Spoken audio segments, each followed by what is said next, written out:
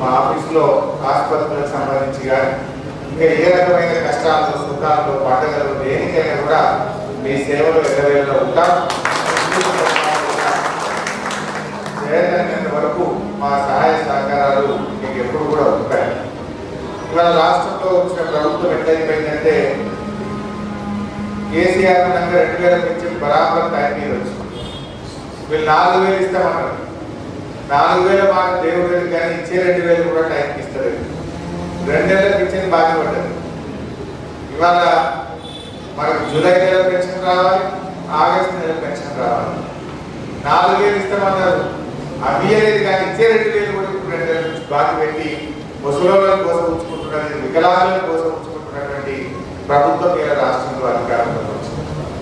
ఆడపిల్లలు పెళ్లి పెట్టుకుంటే కళ్యాణ లక్ష్మి చెక్కులు మరి ఆయన గారు అన్నట్టు ఏడాది 6 నెలలు 7 నెలలు 8 నెలలు అయినా పెళ్ళైనాక ఈ ప్రభుత్వం చెక్కులు కూడా ఇస్తుంది. ఆ రోజు ఏమంటారు, ఏ కేసీఆర్ లక్షించుడు మేము తులం బంగారం అంటారు. తులం దేవుడి దగ్గర ఇచ్చే లక్ష కూడా ఇవ్వలేదు. ఆయనేమో 4000 అన్నారు, ఇచ్చే 2000 ఇస్తలేదు. ఈడనేమో తులం బంగారం కలుపుతామన్నారు, ఇచ్చే ₹1,00,000 కూడా ఆగలేదు. అంటే అన్ని అబద్ధాలు చెప్పి మోసం చేసి అధికారంలో వచ్చి ఇలా ఒకటిగా ఎగబెట్టినటువంటి పరిస్థితి మనం చూస్తాం. రైతు బంధు కేసీఆర్ 5,000 ఇస్తామన్నారు, 5,000 ఇచ్చింది కేసీఆర్. వీళ్ళు మేము 7,500 ఇస్తాం, 2,500 ఎక్కువ ఇస్తామన్నారు. వచ్చిందా? 5,000 లేవు, 7,500 పోయింది. అన్ని ఉంటాయి. ఇప్పుడు 4,000 ఇచ్చేదన్నారు, ఇచ్చే 2,000 ఎగబెట్టింది. తులం బంగారం అన్నారు, ఇచ్చే ₹1,00,000 ఇస్తలేదు. 7,500 ఎకరానికి ఇస్తామన్నారు, ఇచ్చే 5,000 కూడా తగ్గుతారు. ఇవాళ ఆగస్టు వచ్చే, ఆగస్టు సగం వచ్చే మరి ఆల్రెడీ నారు వస్తుంది, నాటేస్తుంది, కలుపు తీస్తుంది. ఇక రేపు మాకు అయితే మందు బస్తాలు వేయాలి. అయినా కూడా రైతు బంధు పైసలు ఇప్పటికీ రాదు. కేసీఆర్ ఎప్పుడైనా జూన్లో పడ్డాయి బరాబర్ వారసికు వాళ్ళు ఫోన్లన్నీ టింగు పోవు. June by, July by, August 15 తారీఖు వచ్చిన ఇంకా రైతు భరోసా అని పేరు చెప్పారు, దాన్ని పాటించడం లేదు. అంటే అన్ని కూడా మేము కేసీఆర్ అంటే బాగా ఇస్తాం, ఎక్కువ ఇస్తామని అర్రాలు అనేది వాడి.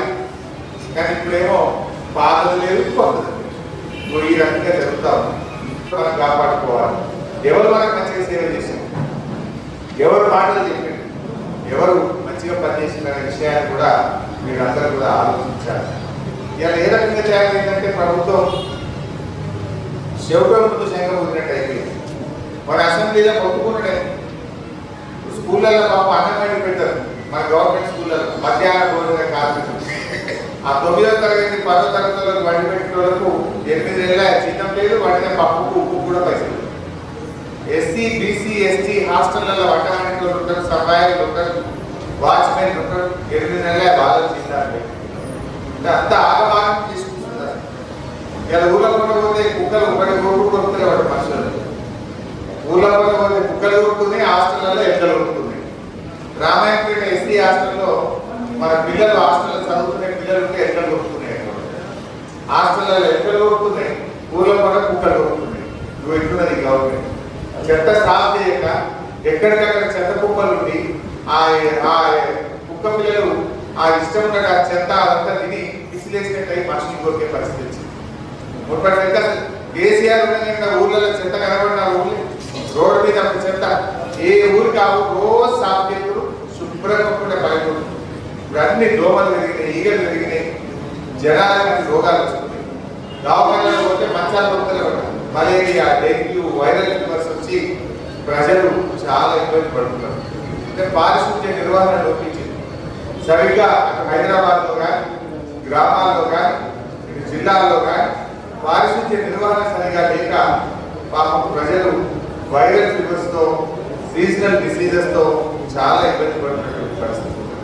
ఇప్పటికైనా ప్రభుత్వం మేల్కొనాలి, ప్రజల్ని కాపాడాలని చెప్పి కూడా నేను ఈ సందర్భంగా డిమాండ్ చేస్తూ